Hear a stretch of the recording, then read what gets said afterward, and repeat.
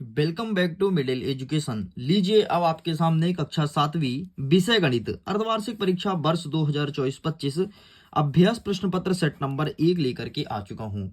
जैसे कि आप सबको पता है कि मिडिल एजुकेशन हिंदी का जो अभ्यास प्रश्न अपलोड किया था वहां से बहुत सारे क्वेश्चंस आपके एग्जाम में देखने को मिला था। एंड अब गणित की बारी है। आइए देखते हैं गणित में किस प्रकार से प्रश्न पूछे जाएंगे हमारे एग्जाम में एंड क्या होगा इनका सही आंसर। लेकिन उसके पहले बता देता हूं, ये कक्षा 7वीं के बच्चों के लिए है। 60 नंबर का आपका प्रश्न पत्र रहेगा और 2.5 घंटे आपको समय दिए जाएंगे। देख लीजिए प्रश्न पत्र का फॉर्मेट कुछ इस प्रकार से रहेगा एंड आपने पहले पेपर में अपने फॉर्मेट को बहुत अच्छे से देखा और समझा है। देखिए स्टूडेंट, यहाँ पर निर्देश में लिखा है कि सभी प्रश्न को हल करना अनिवार्य है। यह केवल अभ्यास मात्र के लिए है, इसका आपके परीक्षा से कोई संबंध नहीं है। आगे बढ़ते हैं तो यहां से कह रहा है बहुविकल्पीय प्रश्न 1 से लेकर के 5 तक। पहला नंबर कह रहा है कि प्रत्येक प्रश्न के में 4 विकल्प दिए जाएंगे और सही विकल्प का उत्तर चयन करके आपको लिखना है। प्रश्न क्रमांक 1 कह रहा है कि समपूरक कोण की माप कितनी होती है। तो देखो, पूरक कोण की माप तो 90 डिग्री होती है, लेकिन हमसे पूछा है समपूरक कोण, तो इसका माप 180 डिग्री होगा। तो इसका सही आंसर ऑप्शन नंबर आ को टिक करना है। प्रश्न नंबर 2 कह रहा है कि -4 में क्या जोड़ने पर -4 प्राप्त होगा। तो -4 में हम क्या जोड़ें भाई, -4 में हम शून्य जोड़ेंगे तो हमें -4 ही मिलेगा। इसका सही आंसर भी ऑप्शन नंबर 1 को टिक करना है। नेक्स्ट कह रहा है वह त्रिभुज जिसकी तीनों भुजाएं समान लंबाई की होती है उसे क्या कहते हैं। उसे कहते हैं समबाहु त्रिभुज। समबाहु त्रिभुज का परिभाषा होता है ऐसी त्रिभुज जिसकी सभी भुजाएं समान हो। एंड हमारे प्रश्न में भी यही कहते हैं, तो इसका सही आंसर ऑप्शन नंबर 1 को टिक करना है। नेक्स्ट कह रहा है प्रश्न क्रमांक 4, जिस जिस मूल्य पर कोई वस्तु को खरीदा जाता है उसे क्या कहते हैं। उसे कहते हैं क्रय मूल्य। खरीदने को कहते हैं क्रय और बेचने को कहते हैं विक्रय।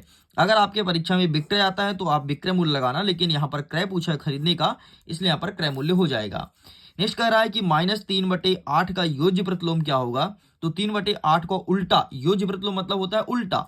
उल्टा मैं करूंगा तो 8 ऊपर आएगा और 3 नीचे आएगा। तो जिसका सही आंसर आपका हो जाएगा ऑप्शन नंबर 1 इस करेक्ट आंसर। इस प्रकार से सारे क्वेश्चंस कंप्लीट होते हैं। आइए अब हम 6 से लेकर के 10 तक के प्रश्न को देखते हैं जो कि खाली स्थान में दिया गया है।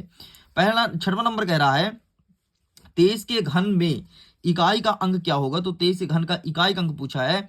तो घन मतलब 23 गुणे 23 गुणे 3, मतलब 23 गुणे 23 गुणे 23, मतलब 23 का 3 बार गुणा करना है। तो ये आएगा आपका 27 का 7। ठीक है। नेक्स्ट कहता है आपका 400 का 30% क्या होगा। देखो मैं निकाल देता हूँ, 400 गुणते 30/100, कट्टम किट्टी 4 3 12 120 आया। ठीक, इस प्रकार से हो गया। नेक्स्ट कहता है कि 60 डिग्री का पूरक कोण क्या होगा। तो पूरक कोण तो 90 डिग्री होता है, तो 60 और 30 डिग्री ये आपका पूरक कोण हो जाएगा। 60 में 30 जोड़ोगे तो 90 डिग्री हो जाएगा। नेक्स्ट कहता है 8x धन 8 का सरलतम रूप क्या होगा। तो 8x धन 8 करो, ठीक है, बराबर 0 कर दो। 8 इधर आपका पक्षांतर हो जाएगा, तो 8x बराबर -8 हो जाएगा। ठीक है, इसको जब मैं काटूंगा तो ये इस प्रकार से कट जाएगा 8 से 8, तो x का मान आया -1। तो इसका सही आंसर आपका -1 हो जाएगा। नेक्स्ट कहता है परिमेय संख्या p/q में q का मान नहीं हो सकता है। तो q का मान कभी 0 नहीं हो सकता। ये परिमेय संख्या का डेफिनेशन है कि परिमेय संख्या वे संख्या जो p/q के रूप में व्यक्त होती है उसे परिमेय संख्या कहते हैं। लेकिन जहां q is not equal to 0 तो q कभी शून्य नहीं हो सकता है। तो आपको शून्य लिखना है। ठीक है, चलो आगे आगे आगे बढ़ते हैं। यहाँ से लघुत्तरीय प्रश्न कंप्लीट होता है, 11 से स्टार्ट होता है, 11 से लेकर के 16 तक। मैं आपसे फिर से बोलूंगा कि सारे क्वेश्चंस को बेहतरीन तरीके से प्रिपेयर कर लेना अगर आप एग्जाम में बेहतरीन स्कोर गेयर करना चाहते हैं। तो इतना ही नहीं, अगर इसका पीडीएफ डाउनलोड करना है, लिंक डिस्क्रिप्शन बॉक्स में है, जाइए जाकर के इसके पीडीएफ को डाउनलोड कीजिए। प्रश्न क्रमांक 11 कह रहा है कि किस संख्या का 25% 9 होगा। तो इसका मैंने सोल्यूशन निकाला, मैं आपको दिखा देता हूं। इस प्रकार से निकालना है। ठीक है, सबसे पहले कर दो 25% बराबर 9, हमें 100% का मान निकालना है। 100% बराबर x। इसका तिरक गुणा करेंगे, इसका इससे, तो मैंने तिरक गुणा कर दिया, लिख दिया।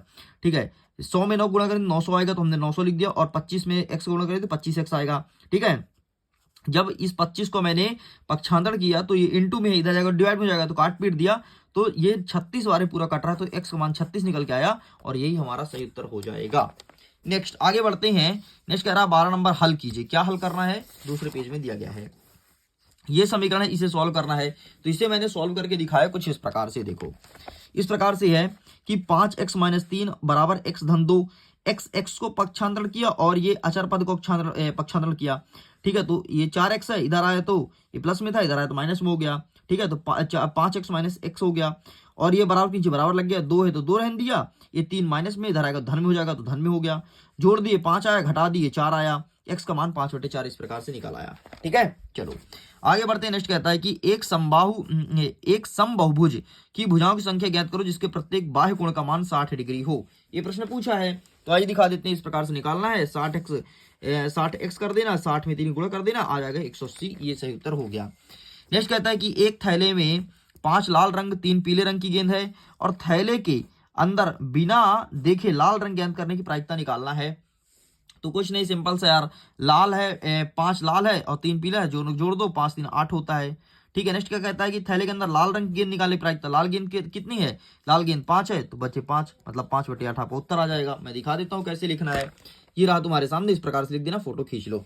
मैं सारे प्रश्न का उत्तर निकाल के बैठा हूँ। ठीक है, नेक्स्ट 15 नंबर कहता है कि अभाज्य गुणनखंड विधि से इसका वर्गमूल ज्ञात करना है। ठीक है, ये पहला नंबर 1296 है और दूसरा नंबर 289 है। ये देखो पहला नंबर का इस प्रकार से निकालना है, एंड इस प्रकार से हमने इसका लिख दिया, इसका 36 आया और इसका 17 का हो गया, मैंने निकाल दिया दोनों का। ठीक, फोटो खींच लो, बाकी पीडीएफ को डाउनलोड करो, लिंक डिस्क्रिप्शन बॉक्स में दिया गया है।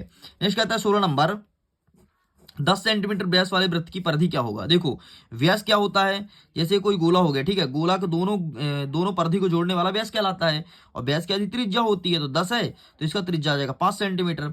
अब सिंपल सा वृत्त की परिधि का फॉर्मूला लगा दो, 2πr फॉर्मूला लगाओगे तो आंसर निकल आ गया। देखो इस प्रकार से, ठीक है, 2 के स्थान में 2 रखो, पाई का मान 22/7 होता है, r त्रिज्या 5 क्योंकि 10 का आधा 5 होता है। ठीक है, 5 हो जाएगा, काट पीट दो तो आया आपका 220/7, और कटा है तो और काट सकते हो, वरना इतना ही रहने दो। नेक्स्ट कहता है आपका लघुत्तरीय प्रश्न 17 से लेकर के 22 तक। मैं फिर से बोलूंगा, सारे क्वेश्चंस को बेहतरीन तरीके से प्रिपेयर कर लेना अगर आप चाहते हो एग्जाम में अच्छे नंबर आए तो। ठीक है, अब देखो इसे ज्ञात करना है, इस समीकरण को सॉल्व करना है, बहुत ही सरल है, इसको मैं सॉल्व करके लाया हूं, देख लो यहाँ पे, ये देखो यहाँ पे लिखा है, इसको मैंने क्वेश्चन को सेम टू सेम लिख दिया। इसे जब मैं सॉल्व करने बैठा तो इस 2 को किया पक्षांतरण, ऋण में है इधर गया धन में हो गया तो 8 में 2 जुड़ जाएगा 10 हो जाएगा, बाकी जो बचा वो सेम कर दिया। अब इस 3 को पक्षांतरण कर दो तो 10 में 3 चला गया तो 7 बचा और x का मान इस प्रकार से 7 निकल आया, इतना सरल था।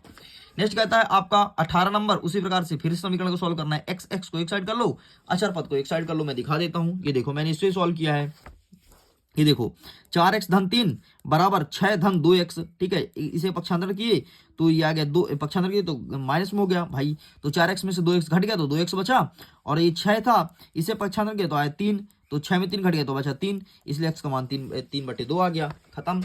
आगे बढ़ते हैं, नेक्स्ट क्या कहता है कि फिर से कहता है कि ज्ञात करो, फिर से एक इक्वेशन दे, इसे फिर सॉल्व करना है।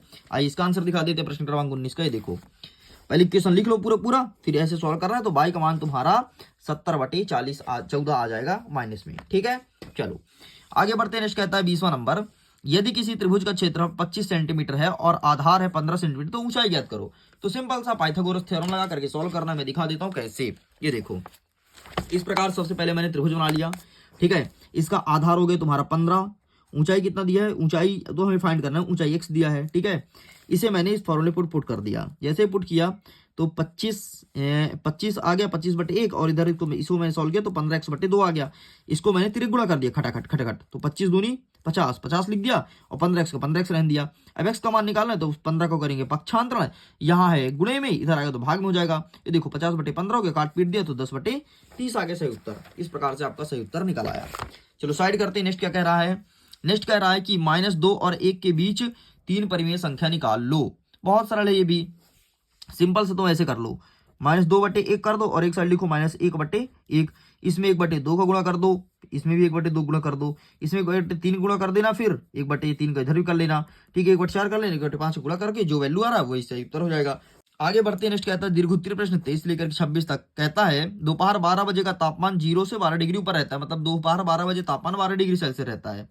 आधी रात से तापमान 2 डिग्री कम होने लगता है, मतलब दोपहर 12 बजे जो तापमान रहता है वो रात 12 बजे तक, मतलब रात 12 बजे तक सेम रहता है। ठीक है, 12 डिग्री, और फिर कम होने लगता है, जैसे 1 बजा तो 12 है तो 12 से 10 हो गया, 2 बजा तो यही जा करके 8 हो गए, 3 में 6 हो गए, 4 में आपका 4 हो गया, 5 में 2 हो गया, 6 में 0 हो गया। तो कह रहा है कि किस समय तापमान 0 से 8 डिग्री नीचे रहेगा, मतलब ऐसा कौन समय होगा जब तापमान तुम्हारा -8 रहेगा। देखो मैंने इसके लिए चित्र बनाया, ठीक है, ये देखो 12 बजे 12 रहता है तो 1 बजे 10 हो गया, 2 कम हो रहा है ना, तो 2 बजे 8 हो गया, 3 बजे 6, 4 बजे 4, 5 बजे 2, 6 बजे 0 तापमान हो गया। अब घटना चालू होगा तो 7 बजे -2, 8 बजे -4, 9 बजे -6, 10 बजे -8, तो 10 बजे ये तापमान हो जाएगा -8। बस इतना तो निकालना था, बहुत सरल। इस प्रकार से चित्र बना लेना, डेफिनेटली अच्छा लगेगा शिक्षक को भी। नेक्स्ट कहता है कि एक नगर की जनसंख्या 25,000 है, ठीक है, इससे घटकर के 24,500 हो गई है, तो जनसंख्या घटने का प्रतिशत निकालो। सिंपल सा, 25,000 में 24,000 घटा दो, सॉरी 24,500 घटा दो तो आया 500, तो 500 और बटे टोटल जनसंख्या कितनी है 25,000, तो 500 बटे 5,000 इस प्रकार से हो जाएगा। देखो 500 बटे 25,000, ठीक है, और इंटू 100, कट्टम किट्टी कर दो, तुम्हारा उत्तर आ जाएगा। देखना, कट्टम किट्टी, कट्टम किट्टी, कट्टम किट्टी, ठीक है। अब देखो 3 इधर कटेगा, 3 इधर कटेगा, अब देखो क्या बचा, 50 बचा ना, 50 को अभी शून्य तुम छोड़ दो, ठीक है, तो 5 एक कम 5, 50 25, 5 आया 5, और ये तुम्हारे 10 हो गया, 5 दूनी 10 आया 2, बराबर 2%। इसका सही उत्तर हो गया। मैं दिखा देता हूँ, मैंने इसका निकाला है आंसर, ठीक है, ये देखो इस प्रकार से मैंने काटा पीटा, 2% आ गया सही उत्तर। आगे बढ़ते हैं। नेक्स्ट कह रहा है कि एक पेड़ भूमि से 4 मीटर की ऊंचाई से टूट जाता है, ठीक है, और कहता है कि उसका ऊपरी सिरा उसके आधार का 12 मीटर की दूरी पर टूटता है, तो पेड़ की ऊंचाई ज्ञात करो। देखो चित्र पहले बनाओ, पहले चित्र सीखो, चित्र ऐसे बनाना है। ये पेड़ की ऊंचाई क्या है, 4 मीटर, यहाँ से टूटा है पेड़, ये देखो डैश डैश करते, मतलब ऊपर पेड़ लंबा था, ये 12 मीटर की दूरी पर गिरता है, मतलब इस प्रकार से पेड़ टूटा और ये गिरा धड़ाम से यहाँ तक, तो ये बना 12 मीटर। तो पाइथागोरस थ्योरम लगा दो, कर्ण स्क्वायर और लंब स्क्वायर प्लस आधार स्क्वायर। कर्ण का मान हमें नहीं पता, इसे कहते हैं लंब, इसे कहते हैं आधार, तो लंब में 4 कर दिया, आधार में 2 कर दिया, सॉल्व किया तो 169 आया। तो कर्ण का वैल्यू हमें निकालना था ना, तो कर्ण स्क्वायर जो था, स्क्वायर यहाँ लग गया तो अंडर रूट में लग गया, कन्वर्ट हो गया, 13 को होता है तो 13 लिख दिया, ठीक है। अब देखो पेड़ की ऊंचाई निकालनी है, तो 13 निकल के आया है, 4 पहले से था, मतलब 4 जो है वो नहीं टूटा, बाकी था, तो दोनों जोड़ दिया है 17 मीटर आपका सही उत्तर। यहाँ पे मीटर लिख देना, लो इस प्रकार से निकालना था। आगे बढ़ते हैं। नेक्स्ट 26 नंबर कहता है कि एक विद्यालय में 20 विद्यार्थियों को उनके मनपसंद रंग बताने के लिए कहा गया है, ठीक है, और मनपसंद रंग यहाँ पर दिया, देखो हरा, पीला, नीला, लाल, लाल, नारंगी, ये सब रंग दिया है। अब कहता है कि इसका दंड आलेख निरूपित करना है। ये देखो मैंने दंड आलेख बना दिया, इस प्रकार से तुम्हें भी अपना दंड आलेख बनाना है, अपना नहीं प्रश्न का। आगे बढ़ते हैं। कह रहा है कि दंड आलेख में की सहायता से कौन सा प्रश्न उत्तर देना है, ठीक है, कौन सा रंग सबसे अधिक पसंद करते हैं, तो देखो 55 सबसे अधिक पीला में, तो पीला रंग, यहाँ पर पीला लिख दो। नेक्स्ट कह रहा है कि पीला रंग पसंद करने वाले विद्यार्थी की संख्या कितनी है, 55 है, ठीक है। फिर कहता है लाल रंग पसंद करें, लाल वाले कितने, 35 है, ठीक है, मैंने 35 लिख दिया। कि कितनी अधिक है, तो घटा दो सिंपल सा, तो 55 है 35 या 20, आपका ये उत्तर हो गया। लो भाई इतना सरल था, इस प्रकार सॉल्व करना था, ये मैंने निकाल दिया दोनों का। लीजिए इस प्रकार से मैंने सब कुछ कंप्लीट किया कक्षा 7वीं गणित का। इसे अच्छे से पढ़ लीजिए, सारे क्वेश्चन को अच्छे से प्रिपेयर कर लीजिए, एंड इसके बाद सेट नंबर 2 भी अपलोड करूंगा, उसे ही पढ़ लेना, डेफिनेटली एग्जाम बेहतर जाएगा। वीडियो एंड करता हूं, एग्जाम के लिए all the best, bye bye.